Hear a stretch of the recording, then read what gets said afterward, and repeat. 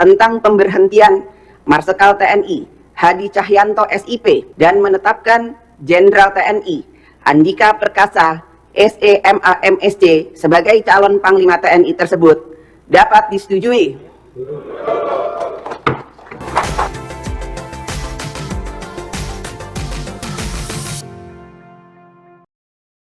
Hai guys, Assalamualaikum warahmatullahi wabarakatuh. Salam sejahtera untuk kita semua. Kenapa elit Demokrat dan 14 LSM ini nyinyir kepada Andika Perkasa sebagai Panglima TNI? Artikel oleh Nafis. Sebelumnya, penulis dan Rana ingin mengucapkan selamat kepada Jenderal Andika Perkasa sebagai Panglima TNI menggantikan Marsikal Hadi Cahyanto yang akan memasuki masa pensiun. Mutia menyatakan Komisi 1 DPR RI memutuskan menyetujui pemberhentian dengan hormat Marsikal TNI Hadi Cahyanto sebagai Panglima TNI serta memberikan apresiasi atas dedikasinya guys. Memutuskan kedua memberikan persetujuan terhadap pengangkatan calon Panglima TNI Jenderal TNI Andika Perkasa sebagai Panglima TNI. Ujar Mutia. Sebagai orang awam nih guys, rasanya tidak ada yang salah ya dengan sosok Jenderal Andika Perkasa selama ini. Tapi ternyata guys, elit Demokrat yang bernama Nina Noy Julianti ini malah nyinyir terhadap beliau. Dalam akun Twitternya, dia menuliskan Badan Pembinaan Organisasi Kaderisasi dan Keanggotaan atau BPOKK Partai Demokrat DKI Jakarta. Nah, dalam cuitannya itu guys, dia sengaja membagikan sebuah screenshot informasi pribadi seseorang yang bernama Emmanuel Andika Perkasa sambil menuliskan kata pilihan Jenderal Presiden. Setelah cuitan tersebut viral, dia lalu ngeles bahwa cuitan tersebut tidak bermaksud apa-apa guys. Dia hanya ikutin postingan yang di atasnya dan dia juga bertanya apa benar. Dalam cuitannya tersebut, Nina Noy Julianti ini jelas tidak sedang bertanya ya guys, tetapi membuat sebuah pernyataan bahwa Emmanuel Andika Perkasa adalah pilihan Pak Presiden sambil membagikan informasinya yang bersifat pribadi ke publik seperti pangkat, alamat lengkap, agama, dan lain sebagainya. Jadi ingat beberapa waktu lalu juga ya, ada yang nyinyir tentang agama Komjen Pol Listio Sigit Prabowo ketika Presiden Jokowi mengajukannya sebagai calon tunggal Kapolri ke DPR Republik Indonesia. Dan sekarang guys, ketika Presiden Joko Widodo mengajukan Jenderal Andika Perkasa sebagai calon tunggal Panglima TNI ke DPR RI, lalu elit Demokrat ini malah membagikan informasi sensitif Emmanuel Andika Perkasa ke publik. Lagi pula ya guys, jika memang Nina Noy Julianti ini tidak bermaksud apa-apa, lalu kenapa postingan tersebut dihapus olehnya? Jadi sudah paham bukan kemana arah cuitan elit Demokrat tersebut? Bukan hanya Nina Noy Julianti saja yang nyinyir terhadap penunjukan Jenderal Andika Perkasa sebagai calon tunggal Panglima TNI guys. Setidaknya ada sekitar 14 lembaga swadaya masyarakat atau LSM yang juga menolak. Adapun LSM yang menolak Jenderal Andika Perkasa sebagai Panglima TNI adalah Kontras, LBH Jakarta, HRWG, Setara Institute, Public Virtue Research Institute, kemudian Amnesty International Indonesia, Inisiatif untuk Demokrasi dan Keamanan atau IDK, Indonesia Corruption Watch atau ICW, LSAM, PBHI Nasional, LBHM, LBH Pers, dan juga ICJR. Jika kita perhatikan nama-nama LSM yang menolak Jenderal Andika Perkasa tersebut guys, di antaranya ini merupakan LSM yang memang suka nyinyir ya terhadap pemerintahan Presiden Joko Widodo saat ini.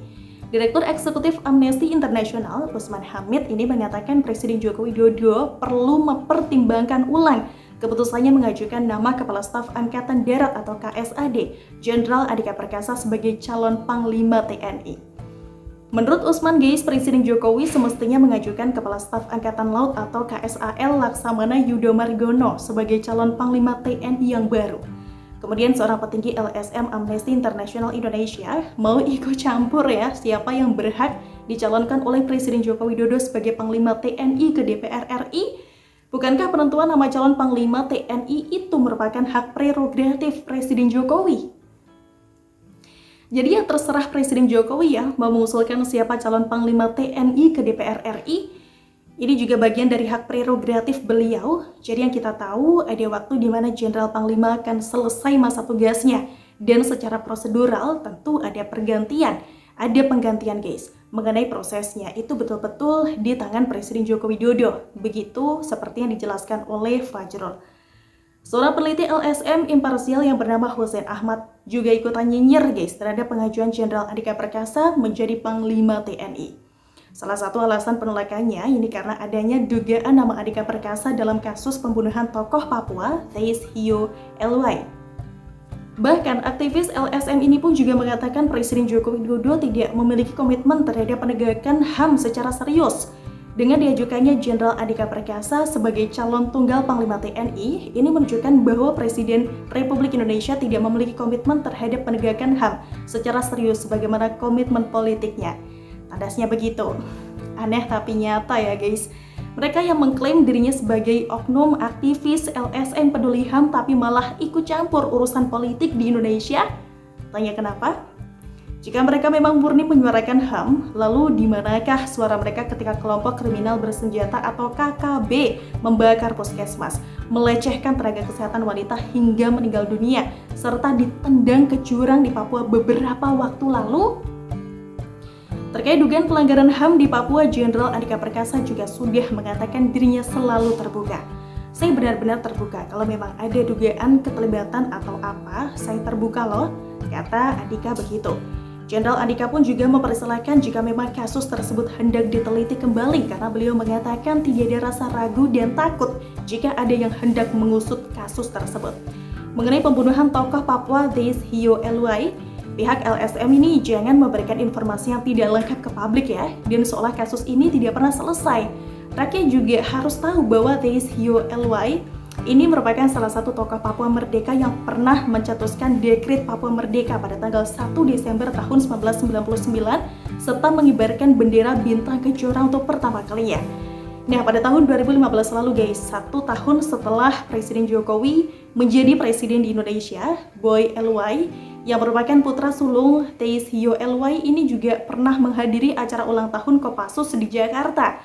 Saya ini tokoh yang lama bersembunyi dan sekarang keluar. Mereka undang berkali-kali tapi tetap tidak tergoyahkan, kata Boy di Mako Kopassus Cijantung, Jakarta Timur waktu itu. Boy Eluai ini menambahkan jika Kopassus tidak bisa sendirian dalam menjaga kedaulatan bangsa dan seluruh komponen masyarakat harus ikut serta di dalamnya. Kopassus harus diikuti segenap komponen bangsa agar Indonesia semakin kuat. Saya bisa hadir, ini kan jawaban. Sangat mahal sekali saya hadir di sini. Lanjutnya begitu. Bahkan, Boy ini juga mengaku sudah memaafkan dan juga tidak menyimpan dendam terkait kematian ayahnya guys. Kita hadir di semua tempat dengan kasih. Itu sudah diajarkan leluhur kami. Singkatnya, anak kandung dari Theis Eluai sendiri ini sudah memaafkan kasus kematian ayahnya, tapi LSM yang ingin memanfaatkan kasus ini untuk menolak Jenderal Andika Perkasa sebagai Panglima TNI. Jadi silakan menilai sendiri apakah LSM tersebut murni menyuarakan HAM atau memanfaatkan kasus HAM demi kepentingan politik. Wassalam dari Nafis Siwan. Menurut kalian gimana nih guys kira-kira? Tulis pendapat kalian di kolom komentar. Terima kasih sudah nonton Suara Rana kali ini. Kita ketemu lagi besok. Bye-bye. Wassalamualaikum warahmatullahi wabarakatuh.